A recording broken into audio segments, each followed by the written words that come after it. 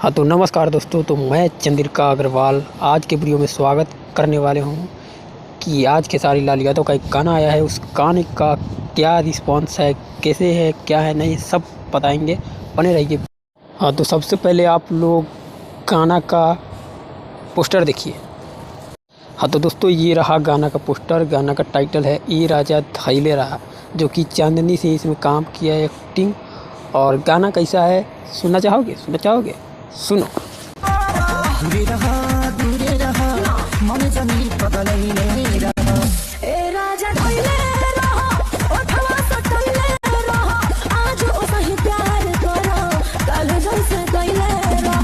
हाँ तो चलिए दोस्तों, आप लोगों ने सुना। गाने की बात करूँ तो भाई साहब गजब का क्वालिटी है गाना में, और क्या रोमांस सीन सब है भाई साहब, आप लोग जाके भी सुन सकते हैं। गजब का सीन है इसमें दिखाया गया।